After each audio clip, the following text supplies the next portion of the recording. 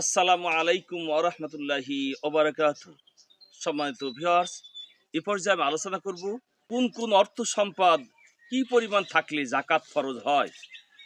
যদি কারো নিকট শুধু সোনা থাকে, রূপা, টাকা পয়সা ও ব্যবসায়িক পণ্য কিছুই না থাকে, তাহলে 7.5 তোলা বা তার বেশি সোনা থাকলে বৎসরান্তে তার উপর যাকাত ফরজ হয়।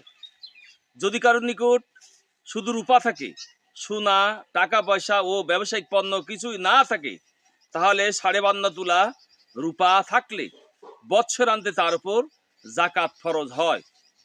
যদি কারো নিকট কিছু সোনা থাকে এবং তার সাথে কিছু রূপা বা কিছু টাকা পয়সা বা কিছু ব্যবসায়িক পণ্য থাকে, তাহলে এক্ষেত্রে সোনার 7.5 তোলা বা রূপার 52.5 তোলা দেখা হবে না, বরং সোনা, রূপা এবং টাকা পয়সা ও ব্যবসায়িক পণ্য যা কিছু আছে সবটা মিলে যদি 7.5 তোলা সোনা বা 52.5 তোলা রূপার যে কোনো একটা মূল্যের সমপরিমাণ হয়ে যায়, তাহলে বৎসরান্তে তার উপর যাকাত ফরজ হবে।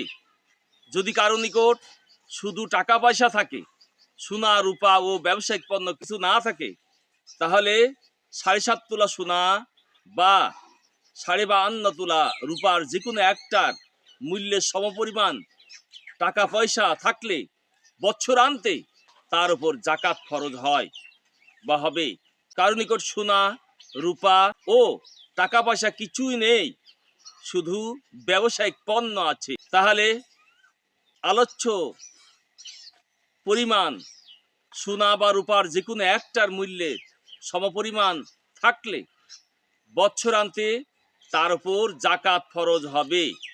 কারো নিকট সোনা, রূপা নেই, শুধু টাকা পয়সা ও ব্যবসায়িক পণ্য রয়েছে, তাহলে টাকা পয়সা ও ব্যবসায়িক পণ্যের মূল্য মিলিয়ে যদি উক্ত পরিমাণ সোনা বা রূপার যে কোনো একটার মূল্যের সমপরিমাণ হয়, তাহলে বৎসরান্তে তার উপর যাকাত ফরজ হবে।